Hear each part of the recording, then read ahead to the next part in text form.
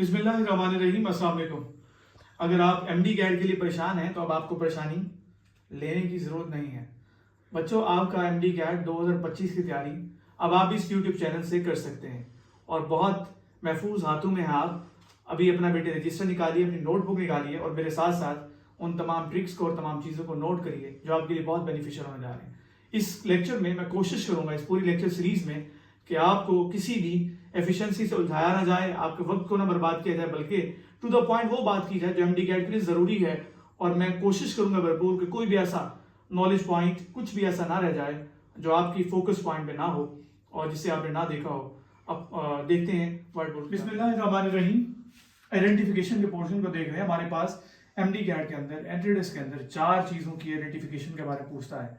Number 1 पे हमारे पास है एक्सप्रेशंस, नंबर 2 पे है वर्बल, और नंबर 3 पे है पार्ट्स ऑफ स्पीच, और नंबर 4 है बच्चों टेंसेस, जिसकी वजह से हमेशा पाकिस्तानियों को टेंशन रहती है।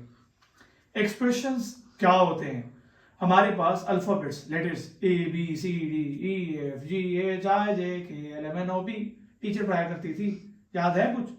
तो जब इकट्ठे होते हैं तो बनते हैं वर्ड्स, और जब कुछ वर्ड्स आपस में इकट्ठे हो जाएं, ग्रुप ऑफ वर्ड्स को हम एक्सप्रेशंस बोलते हैं।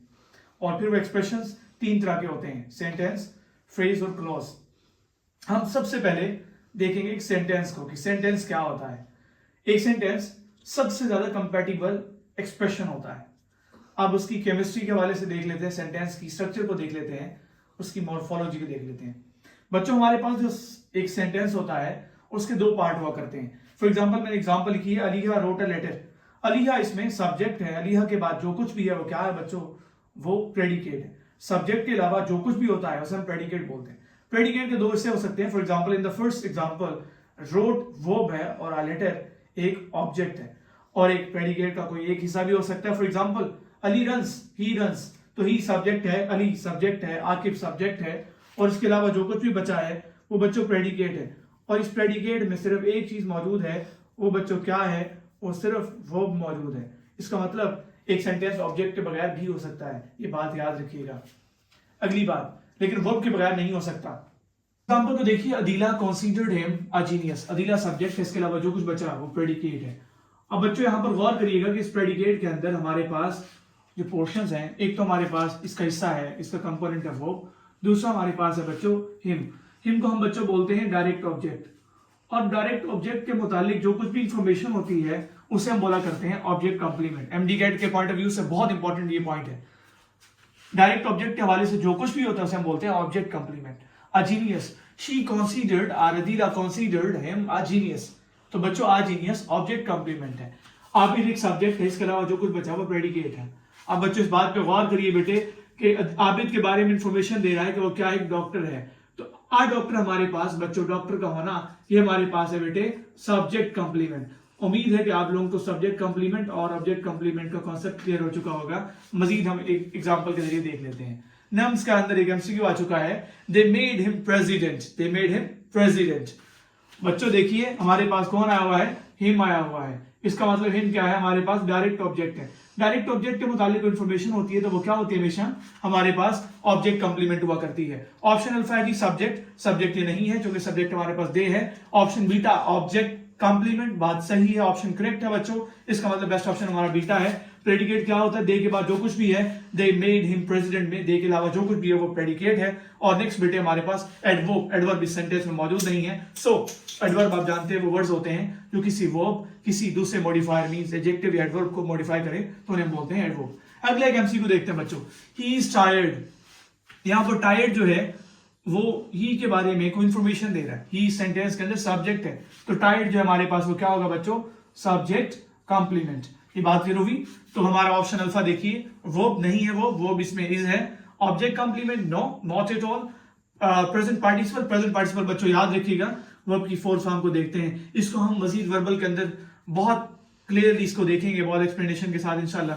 और इससे सब्जेक्ट कॉम्प्लीमेंट, यस, यही के मुताबिक इंफॉर्मेशन दे रहा है कि वो थका हुआ है। सो ये हमारे पास बेस्ट ऑप्शन जो है बच्चों वो डेल्टा ऑप्शन है। नेक्स्ट हम देखते हैं टाइप्स ऑफ सेंटेंसेस को। सेंटेंसेस की 2 बेसिस पे हम स्ट्रक्चर को देखते हैं, एक फंक्शन की बेस पे, दूसरा स्ट्रक्चर की बेस पे। इसीलिए मैंने फंक्शन की बेस पे जो हमारे टाइप्स हैं उसको नाम दिया फंक्शनल टाइप्स का, और स्ट्रक्चर की जो बेस पे है उन्हें नाम दिया है स्ट्रक्चरल टाइप्स का। फंक्शनल टाइप्स को देख रहे हैं। फंक्शनल टाइप्स हमारे पास 6 हुआ करती हैं। फंक्शन की बुनियाद पर जो टेंसेस हैं वो 6 किस्म के होते हैं। पहली जो टाइप है बच्चों वो है असर्टिव, जिनको डिक्लेरेटिव भी बोलते हैं हम लोग। असर्टिव सेंटेंसेस दो तरह के होते हैं, अफर्मेटिव हो सकते हैं और नेगेटिव भी हो सकते हैं। इसकी पहचान के लिए सिंपल सी बात है, याद रख लें, हमारे पास ये सब्जेक्ट से शुरू होता है और फुल स्टॉप पे ये सेंटेंस खत्म होते हैं। For example, he goes to school, वो स्कूल जाता है, ही सब्जेक्ट से शुरू है और फुल स्टॉप पे सेंटेंस खत्म हो चुका था। She does not sing a song, वो एक गाना नहीं गाती है, तो शी तो नेगेटिव सेंटेंस भी जहां पे आया हुआ है बच्चों, वो भी असर्टिव या फिर डिक्लेरेटिव सेंटेंस है। ऑप्शन बी, सॉरी, टाइप 2 को देखिए बच्चों, इंट्रोगेटिव सेंटेंसेस जो हैं। इंट्रोगेटिव जिनमें इन्वेस्टिगेशन, देखो क्यूरी होती है, आप क्वेश्चन पूछ रहे होते हैं, इन्वेस्टिगेट कर रहे होते हैं, तो आप इनकी सिंपल सी पहचान है, इनके आखिर में डात्री का निशान होते हैं, क्वेश्चन मार्क होते हैं, आसान सी बात। इसके अलावा बेटे हमारे पास थर्ड टाइप है इंपेरेटिव सेंटेंसेस। वो क्या होते हैं इंपेरेटिव सेंटेंसेस? जिनके अंदर आप ऑर्डर, रिक्वेस्ट या सजेशन देते हैं। इनका बेटे पहचान ये है आसान सी कि हमारे पास या तो फर्स्ट फॉर्म ऑफ वर्ब से शुरू होते हैं या फिर लेट से शुरू होते हैं। For example, open the door, get out from here, आप शट योर माउथ। इसी तरह आपको नहीं बोल रहा, वैसे एग्जांपल दे रहा हूं।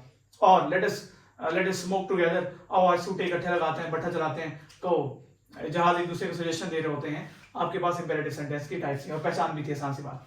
और नेक्स्ट है बेटे एक्सक्लेमेटरी सेंटेंसेस। एक्सक्लेमेटरी नाम जाहिर कर रहा है जिसके अंदर एक्सक्लेमेशन हो, जिसके अंदर कोई सडन फीलिंग एक्सप्रेशन हो। आप किसी बात पे बहुत गमज़दा हैं, किसी बात पे बहुत खुश हैं, किसी बात पे बहुत दुखी हैं।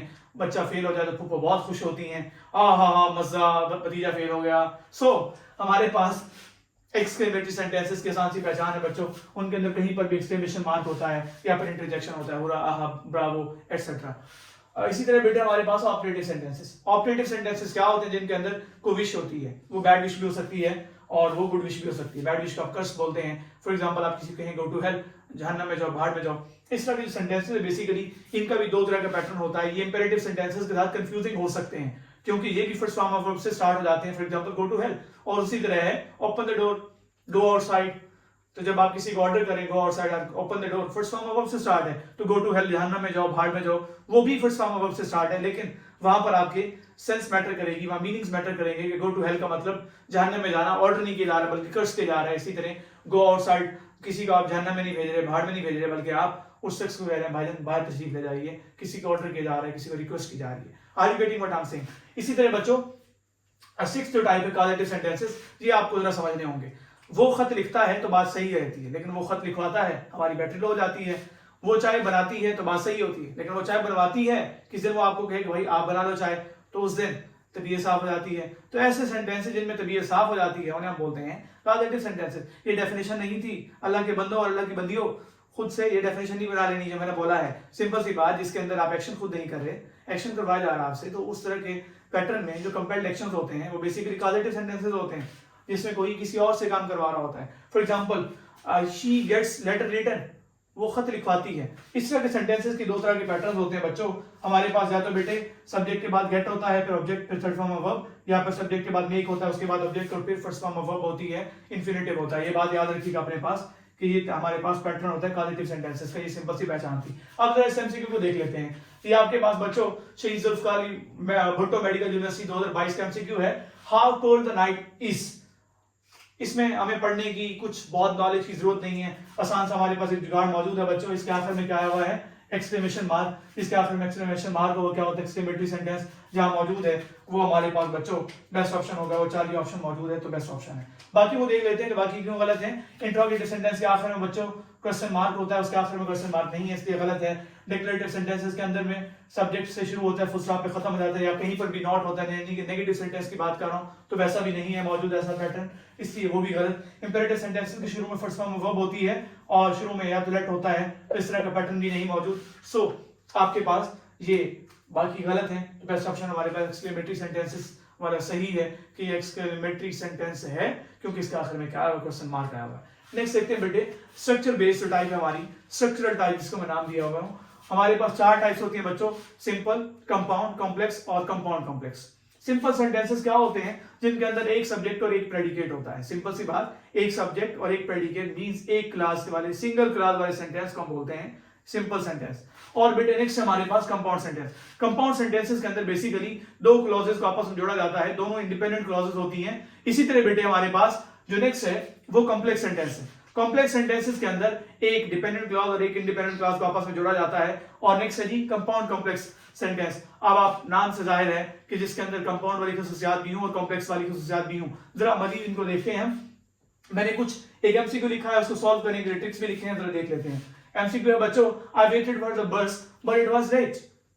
मैंने बस का इंतजार किया मगर ये लेट थी। हमें उर्दू तर्जमे की जरूरत नहीं है क्योंकि एमडी कैट में आपसे वो ट्रांसलेशन नहीं पूछेगा, आपको ट्रांसलेशन नहीं आती, doesn't matter. But if you not able to solve this MCQ by your tricks then that matters. You know कि हमारे पास यहाँ खतरा भी हो सकता है अगर आपको नहीं पता। So to be secure and to be on the safe edge you have to remember these tricks. English झाड़ी जा रही, थोड़ी बहुत इंग्लिश आने लगी है अचानक, पता नहीं क्या हो गया है। So आप लोगों से मुखातिब होकर इंग्लिश आने लगी है। तो बच्चों हमारे पास पहला जो पोर्शन है वो है I waited for the bus। जरा देख लीजिए इस पैटर्न को। हमारे पास I सब्जेक्ट है और इसके बाद यहाँ तक एक क्लॉज है। इसका मतलब सिंपल जो सेंटेंस है उसका प्रोग्राम तो बढ़ गया कि वो तो हो नहीं सकता। इसका मतलब हम अभी से क्रॉस कर देते हैं सिंपल सेंटेंस को कि ये नहीं हो सकता। उसके बाद बच्चों एक और भी क्लॉज मौजूद है, इट वाज लेट। इसका मतलब दो क्लॉजेज हैं। अब इसका मतलब ये है कि आप लोगों के पास कंपाउंड या कॉम्प्लेक्स में से कोई एक सेंटेंस हो सकता है। अब बेटे जरा देख लेते हैं। सिंगल क्लॉज होती तो सिंपल सेंटेंस होता, सिंगल क्लॉज नहीं थी तो इसका मतलब सिंपल सेंटेंस नहीं है। कंपाउंड सेंटेंसेस की बच्चों पहचान होती है कि फैन बॉयज आ जाए, fan boys, F for far and A for N for nar, B for bird, O for or, Y for yet and S for so। अगर इस तरह के वर्ड्स अगर आए हुए हो हमारे पास दो क्लॉजेस के दरमियान में फैन बॉयज हूं तो बच्चों याद रखिएगा वो सेंटेंस क्या होता है, कंपाउंड सेंटेंस होता है, इसकी पहचान है। और सवाबी, since, when, as, although, because and if अगर आ जाते हैं बच्चों तो वो हमारे पास क्या होते हैं, कॉम्प्लेक्स सेंटेंसेस की आइडेंटिफायर है, इंडिकेशन है, वो लिटमस टेस्ट है। यूं समझ लीजिए कि आपको पता चल जाएगा कि वो क्या है, आपके पास कॉम्प्लेक्स सेंटेंस है। जरा देख लीजिए बेटे हमारे पास दो क्लॉजेस दरमियान में कौन आया हुआ है, बट आया हुआ है। इसका मतलब बेटे हमारे पास सेंटेंस कौन सा है, ये कंपाउंड सेंटेंस है। आसान सी बात थी। मिक्स सेंटेंस कोई होता नहीं है, मिक्स कंडीशनल से होते हैं लेकिन मिक्स सेंटेंस को नहीं होता। वो अपनी तरफ से एक जुगाड़ था, बताया गया था। यकीनन आपने इस लेक्चर को बहुत एंजॉय किया होगा और जब आप एमडी कैट के एमसीक्यूज देखेंगे पास पेपर्स के, जब आप प्रैक्टिस करने लगेंगे तब आपको पता चलेगा कि आपने थैंक्स जरूर लिखना था यहाँ पे। इसका सेकंड और थर्ड पार्ट इंशाल्लाह अजीज बहुत जल्द अपलोड हो रहा है, तो उसे देखने के लिए कनेक्टेड रहिए, जुड़े रहिए इस यूट्यूब चैनल से। सब्सक्राइब करना ना भूलिएगा, अपने दोस्तों से शेयर कीजिए। अपना और अपने प्यारों का बहुत सारा ख्याल रखिए। अल्लाह हाफिज।